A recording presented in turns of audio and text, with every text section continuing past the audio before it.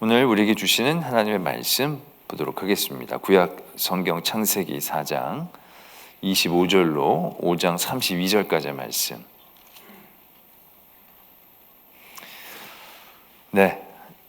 저 여러분들이 한 절씩 교독드리도록 하겠습니다. 창세기 4장 25절로부터의 말씀입니다.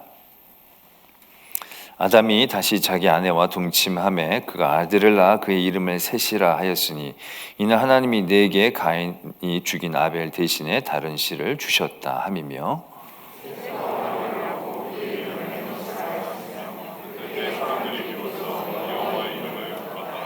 이것은 아담의 계보를 적은 책이니라. 하나님이 사람을 창조하실 때에 하나님의 모양대로 지으시되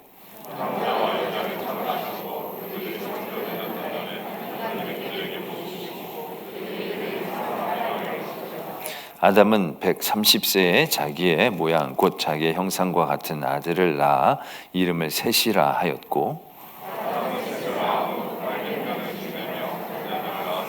그는 930세를 살고 죽었더라.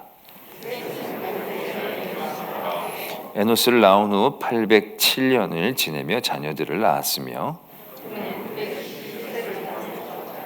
에노스는 90세에 게난을 낳았고, 그는 905세를 살고 죽었더라. 마할랄레를 낳은 후 840년을 지내며 자녀들을 낳았으며, 마할랄렐은 65세에 야렛을 낳았고, 그는 895세를 살고 죽었더라. 에녹을 낳은 후 800년을 지내며 자녀들을 낳았으며, 에녹은 65세에 무드셀라를 낳았고,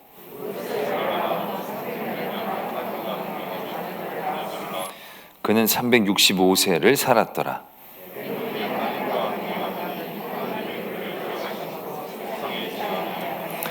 무드셀라는 187세에 라멕을 낳았고,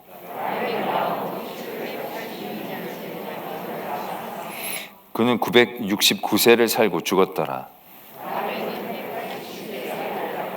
이름을 노아라 하여 이르되 여호와께서 땅을 저주하심으로 수고롭게 일하는 우리를 이 아들이 안위하리라 하였더라.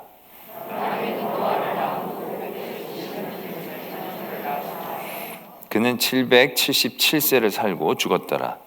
노아는 500세 된 후에 셈과 함과 야벳을 낳았더라. 아멘. 하나님의 말씀입니다. 이 시간 가인이 아벨을 죽인 이후에 하나님 앞에 벌을 받고 하나님 앞에서 떠나가게 되어집니다. 그리고 나서 4장 16절에서부터 24절, 오늘 우리가 읽은 앞에 절까지 가인의 이후의 후손들에 대한 이야기들이 적혀져 있습니다. 그리고 이제 25절부터 아벨 대신해서 주신 셋이라는 아들을 통한 아담의 계보가 적혀져 있게 됩니다. 셋을 낳은 후에 하와는 이렇게 고백을 합니다. 그 이름에 그러한 의미를 담았습니다. 하나님이 내게 가인이 죽인 아벨 대신에 다른 씨를 주셨다. 이렇게 고백을 하는 대목을 만나게 됩니다. 우리가 앞에 보면 가인을 낳게 되었을 때 가인을 낳고 나서는 어떻게 이야기를 했느냐 하면 내가 여호와로 말미암아 등남하였다. 이렇게 고백을 하죠. 내가 여호와로 말미암아 등남했다. 하나님께서 내게 은혜를 주셨지만 내가 낳았다. 이제 이런 식으로 표현했는데 셋을 낳은 후에는 하와가 완전히 이제 깨달은 거죠.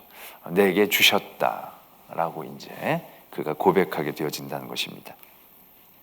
그리고 나서 이제 26절에 보면 셋도 아들을 낳아서 그 이름을 에노스라 하였는데 그때 사람들이 비로소 여호와의 이름을 불렀더라. 말씀은 이렇게 적고 있습니다. 이렇게만 본다고 한다면 참 이분들의 믿음이 좋아지고 이제 바른 길을 잘 찾아가는 그런 아주 좋은 느낌을 우리가 받게 되죠. 비로소 여호와의 이름을 부르고 또 주신 자녀를 주신 자녀로 분명하게 인정을 하는 그런 은혜의 상황들이 이제 이들에게 시작되었다라는 것을 우리는 보게 됩니다.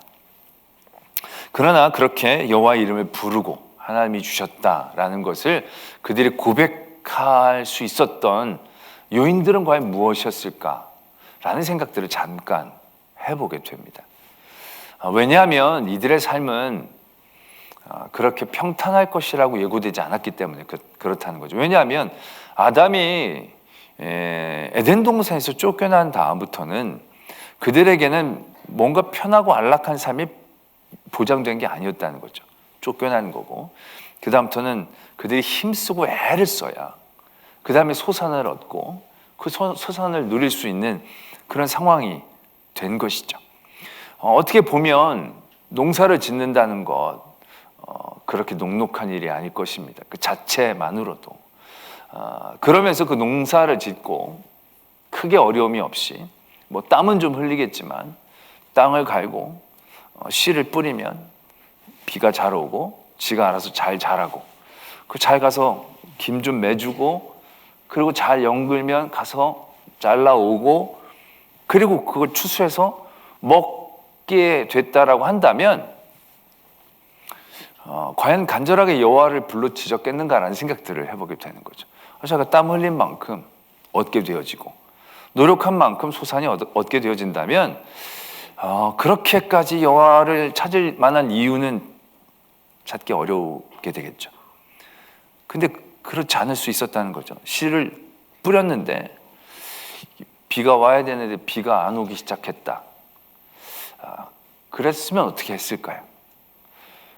비는 왔는데 이게 뭐 이렇게 새들도 메뚜기들도 와서 막 먹고, 이게 밤잠 자기도 되게 힘들고 이게 신경 쓰이는, 뭔가 자신의 능력들을 넘어서는 일들을 만날 때 결국 사람들은 그때 하나님을 찾게 되는 거죠.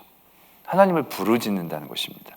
우리는 여호와의 이름을 불렀다, 굉장히 신앙적으로, 굉장히 어떻게 보면 이상적으로 생각할 수도 있겠지만, 이미 죄를 짓고 쫓겨나온 부족한 인간이었던 이들이 그 다음에 갑자기 개과천선을 하면서 하나님의 이름을 부르기 시작했다라고 생각하기 쉽지 않다는 거죠. 분명히 그들이 여호와의 이름을 불렀다, 그것은 여호와의 이름을 부를 만한 그들의 한계점들을 만나지 않았을까라는 생각들을 해보게 된다는 거죠.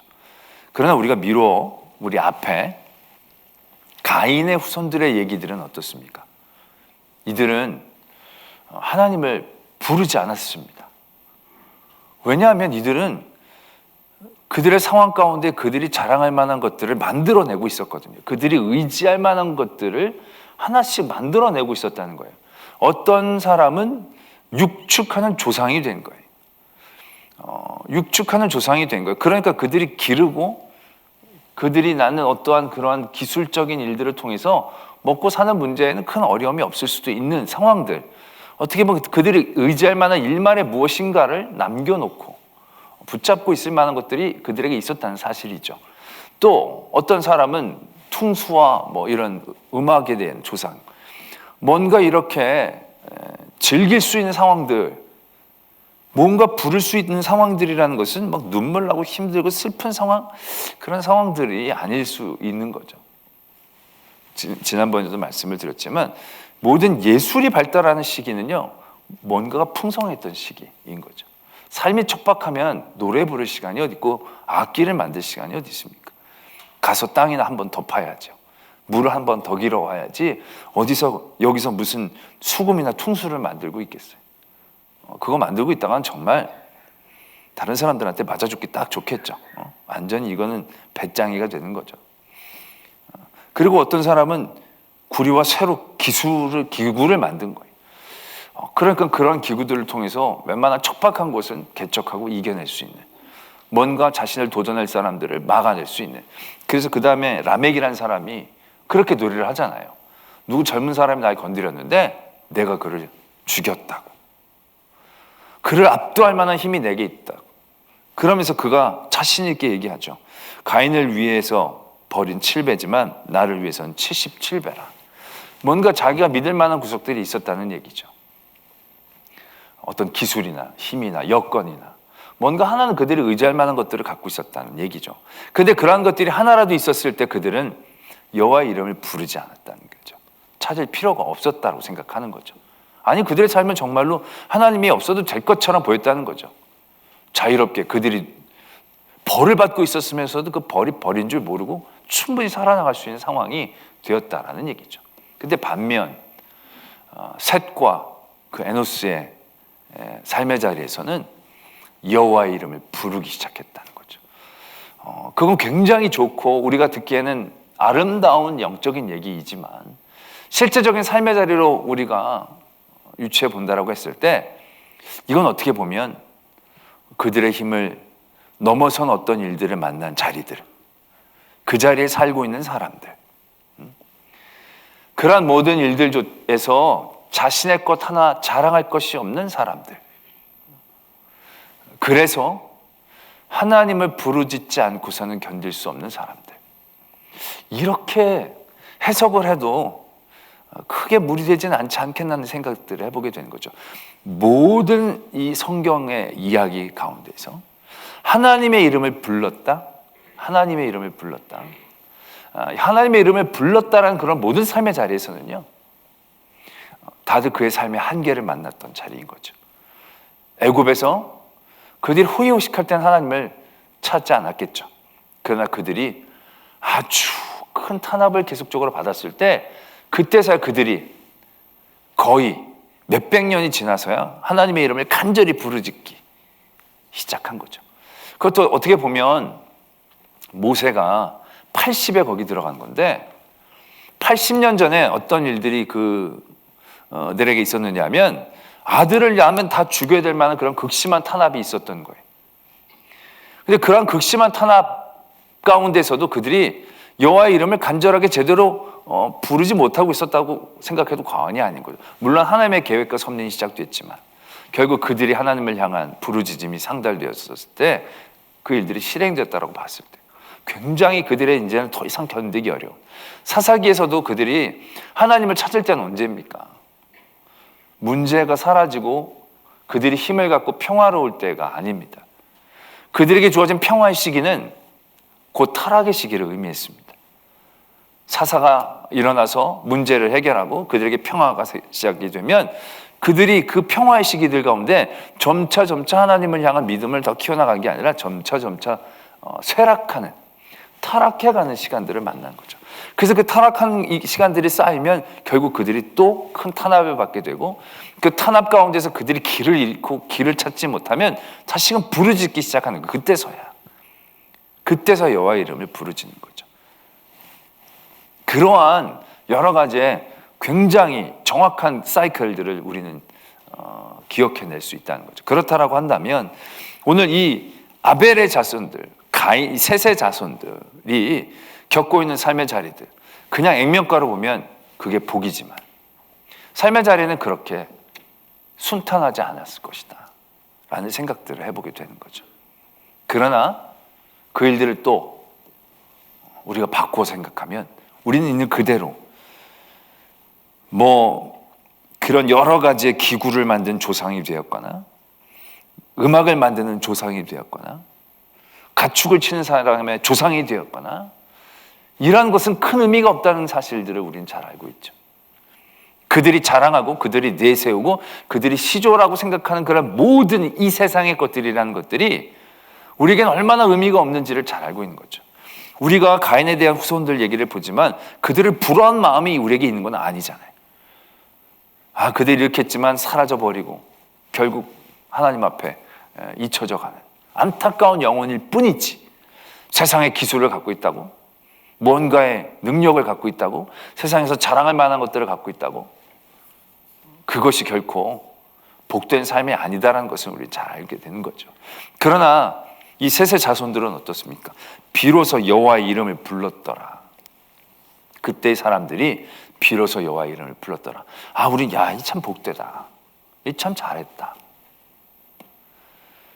그러나 그러한 삶이 녹록치만은 않았을 그러나 그런 삶에서 여호와의 이름을 불렀을 때 그것이 얼마나 큰 은혜와 복인가 라는 것을 우리는 새삼 깨닫게 되어진다는 것이죠. 저는 우리들의 요즘의 삶들을 이렇게 한 번씩 고민해 보게 됩니다. 우리들이 믿기 위해, 더 잘 믿기 위해 과연 무엇을 애쓰고 힘써야 하는가? 그런 가운데 우리 요즘 예배 첫 찬양이 되어지기도 하는 이 갈급함이라는 거, 간절함이라는 거, 그런 것들이 우리의 삶에 조금씩 없기 때문은 아닌가라는 생각들을 한다는 거죠.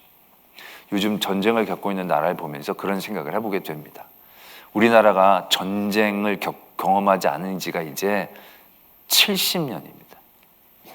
70년 전만 해도 굉장히 큰 전쟁 가운데 우리가 있었습니다. 그 이전에도요, 굉장히 많은 전쟁들이 이 땅 가운데서 일어났습니다. 근데 이런 70년 동안의 일종의 태평성대는 우리들에게 주어진 놀라운 복이다라는 얘기죠. 근데 우리가 아직 전쟁이 끝난 게 아니거든요. 종전이 아니라 휴전일 뿐입니다. 그럼에도 불구하고 우리는 당면한 전쟁이 일어나지 않는 기간들이 70년이나 진행되니까 우리의 삶의 자리에서 이런 모든 어떤 그러한 평화에 대한 간절함이라는 것들이 사라질 수밖에 없는 삶의 자리인 거예요. 어떻게 보면 대단히 복인데 어떻게 보면 대단히 위험한 자리라는 생각들을 깨닫게 되는 거죠. 우리가 간절히 전쟁이 끝나고 나서 얼마나 간절히 우리 한국교회가 부르짖었겠습니까? 얼마나 전쟁통에 간절히 부르짖었겠습니까? 그러나 나라의 안보와 평화를 위한 간절한 기도의 제목이 예전 같지 않다는 건 우리가 잘 알고 있다는 거죠. 우리가 경제적으로도 지금 굉장히 많이 윤택해졌습니다. 우리의 소득이 이제는 3만 넘어 4만까지 웬만한 선진국들 이탈리아 정도는 우리가 지금 넘어선 것으로 생각하고 있는 거죠. 그러나 그런 우리에게 주신 윤택함이라는 것들이 우리에게 주는 치명적인 이유가 뭡니까? 이런 간절함과 갈급함이 우리에게 점점 희석되어지는 거죠. 우리가 예전만큼 여호와 이름을 간절히 부르짖지 않는다는 거죠. 요즘은 제가 그런 기도원에 가본지를 못했지만 정말 80년대, 90년대만 가도록 간절함이 기도 막 몇 터졌죠. 다들 힘들고 어려운 삶이 많았으니까. 근데 요즘은 그런 힘들고 어려운 것들보다는 약간 등급이 높아진 거죠. 예전같이 아주 절박하고 아주 그런 드라마 같은 그런 것은 우리에게 많이 없죠. 전체적으로 좋아졌으니까. 그러다 보니까 우리가 우리의 삶의 자리에서 정말로 우리의 능력을 뛰어넘는 어떤 문제들, 감당할 수 없는 문제들로 부르짖는 간절함이라는 것들이 우리에게 사라진 거죠. 그건 무엇을 의미하느냐 하면 우리의 삶의 자리에서 여호와의 이름이 조금씩 사라지는 것을 의미하고 있다는 거죠. 나의 삶의 자리에서 모든 삶의 자리에서 부르짖는 그 이름이 예전같이 우리가 자주 찾는 이름이 되지 않고 있다는 거죠. 왜요? 찾지 않을 만큼의 영역들이 내 안에 있으니까. 몸이 아프면 좋은 약을 먹으면 되는 거고, 힘들고 어려울 땐 내 돈 써서 여행 다니고 위로받고 힐링하면 되는 거고, 뭔 문제가 생기면 법으로 해결하면 되는 거고, 이런 어떤 종류의 여러 가지 길들이 우리의 삶에 있다 보니까 우리가 누리는 어떤 은혜와 특권의 이름만큼 우리는 하나님의 이름을 상실해 가고 있다는 거죠. 새세계에 기구가 있었더라면 땅 파기 전에 기도하기보단 더 좋은 기구를 찾아다녔을 거예요. 안 파지는 땅을 만나면 기도하기보단 더 좋은 기구를 찾아갔을 거예요. 비가 안 오고 그러면 기도하기보다는 댐이나 수리시설들을 만들 궁리를 했을 거예요. 그런데 그들에겐 그런 것이 없었을 거예요. 그들에겐 그러한 종류의 윤택함이라는 게 아직 없었다는 거죠. 그렇기 때문에 하나님의 이름을 부를 수밖에 없지 않았겠는가. 아마 유추해 보건대 가인과 아벨의 사건들을 통해서 하와가 겪게 되는 충격도 굉장했을 것입니다. 그런 충격 끝에 결국 하와의 고백이 어떻습니까? 내 자식이 아니구나. 하나님이 내게 주신 자녀구나. 여러분들도 자녀를 보면 그렇습니다. 자녀가 뭐 좀 잘하면 자녀를 절대 놓지 못합니다. 자녀에게 많은 기대감을 만들게 됩니다. 그러나 자녀가 여러분들의 모든 기대를 저버리는 삶에 잘했으면 그때서야 우리는 얘기합니다. 얘는 하나님 자녀입니다. 하나님께 맡깁니다. 하나님밖에 길이 없습니다. 그러다 애가 조금만 좋아지면 금방 그걸 붙잡고 애에게 매달리는 우리들의 연약함들을 만나게 되는 거죠.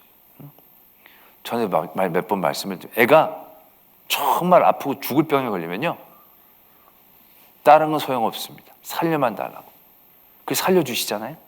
그럼 공부도 잘해야 된다고 그럽니다. 그 다음부터 공부 못한다고 뭐라 그럽니다.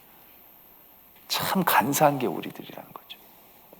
여기서 여호와 이름을 불렀다, 간사함이 없는 그러한 믿음의 자리들이라는 것, 그것이 좋은 삶의 환경과 상황들을 의미하지 않을 수도 있을 것입니다. 그러나 그 일들로 인하여 여호와 이름을 불렀다, 그것이 은혜의 시작인 것입니다. 어떻게 보면 아담과 하와가 에덴 동산에서 선악과를 먹었다는 이유만으로 쫓겨났을 때,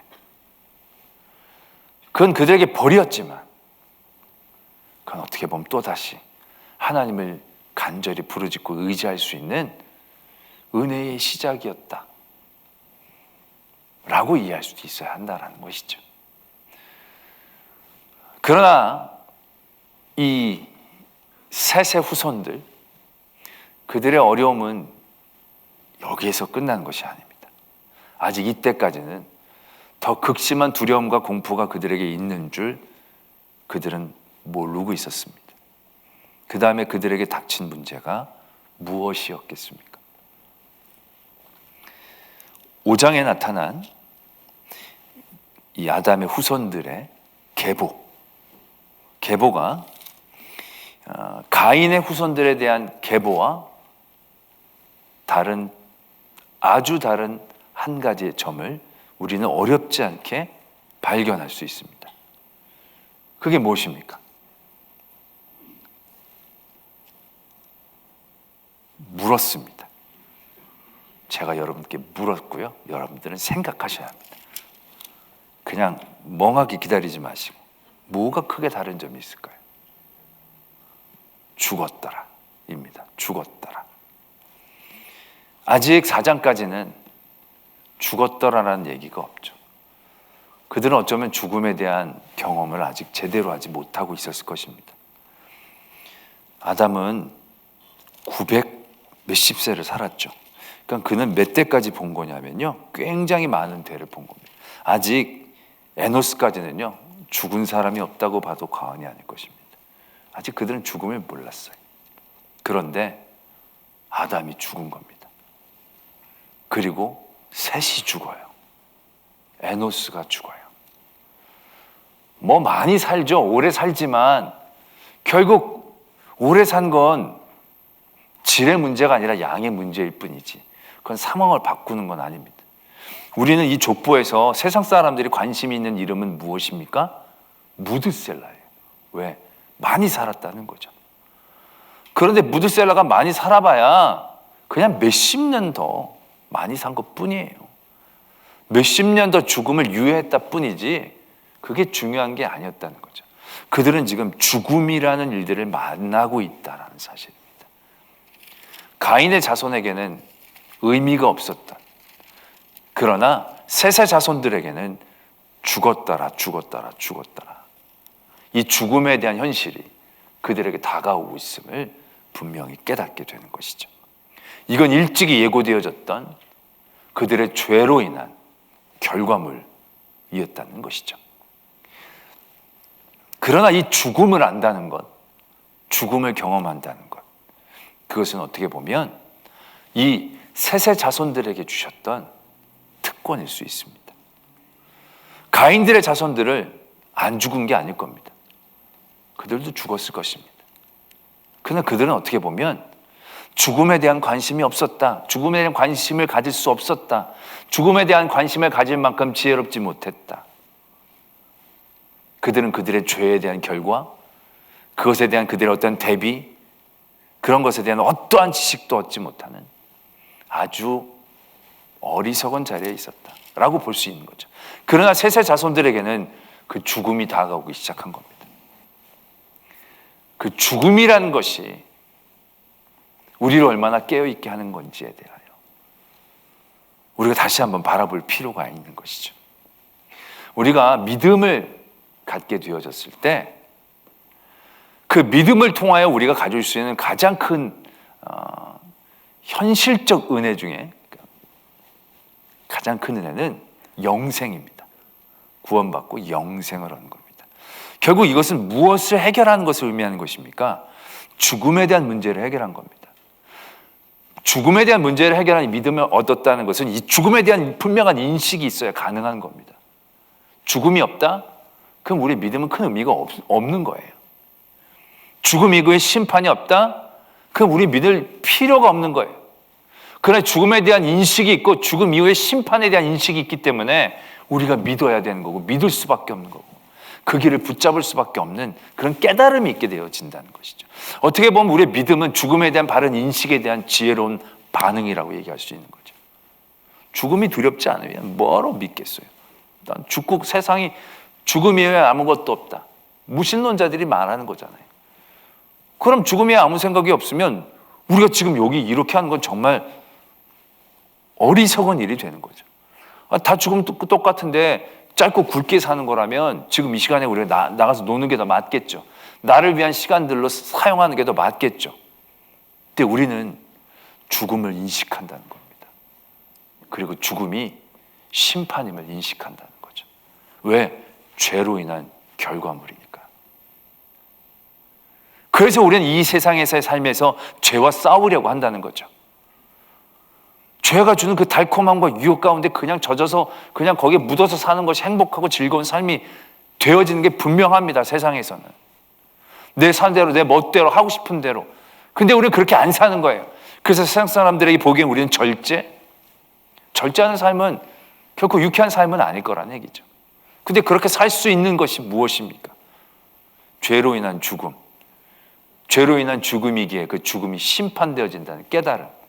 그 명확한 죽음에 대한 인식. 그래서 정말로 제대로 잘 믿으려면 우리가 종말에 대한 인식이 분명히 깨어 있어야 한다는 거죠.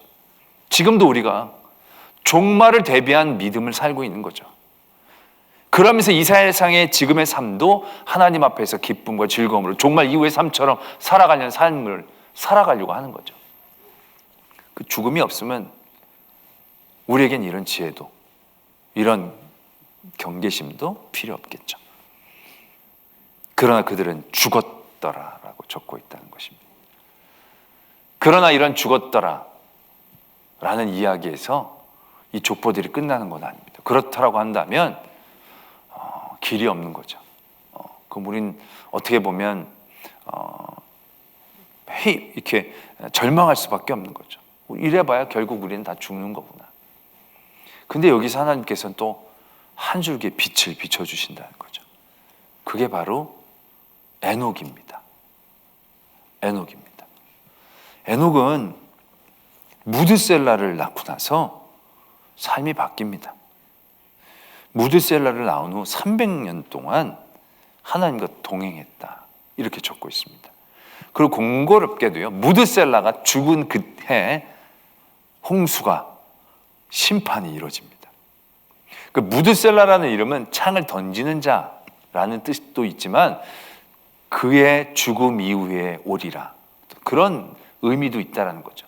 그러니까 이 에녹이 무드셀라를 낳으면서 어떤 하나님 앞에 깨달음을 얻었던지 무엇을 보았던지 결국 이 무드셀라가 죽은 그 다음에 바로 종말이 오거든요.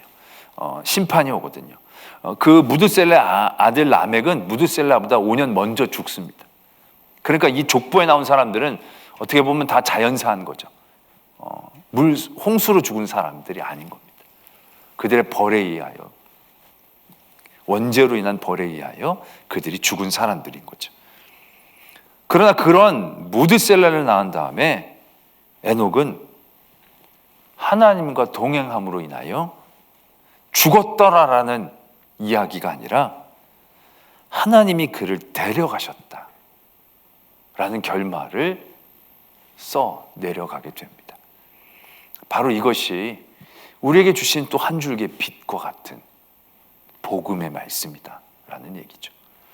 죄로 인하여 죽을 수밖에 없는 우리들이 그 죽음의 끝이 아니라 그냥 그걸 맞이해야 되는 인생이 아니라 결국 다시금 긍휼하심을 얻어 하나님께서 그냥 그 죽음을 뛰어넘게 하시는 은혜의 사람으로도 살 수 있는 그 길을 셋의 자손을 통하여 우리에게 알려주고 계신다 라는 것이죠. 그 길은 어디에 있겠습니까? 다른 곳에 있지 않습니다. 하나님께 결국은 있다는 것이겠죠. 그러니까 결국 하나님께로 돌아가는 사람들, 하나님을 다시금 붙잡는, 하나님에게 벌을 받아 쫓겨난 이들이었지만 그들이 다시금 하나님을 부르짖고 하나님을 붙잡았을 때 죽음에 대한 분명한 인식에 대한 지혜를 얻고 그 분명한 하나님의 심판과 종말에 대한 깨달음을 얻게 되었을 때 그 삶의 자리에서 날마다 하나님 앞에 동행하는 그런 삶을 살아가게 되었을 때 결국 그 심판과 종말을 뛰어넘게 하시는, 그 죽음과 죄의 권세를 뛰어넘게 하시는 하나님의 놀라운 구원의 자리에 우리가 있을 수 있다는 것을 오늘 우리는 깨닫게 되어진다는 것입니다.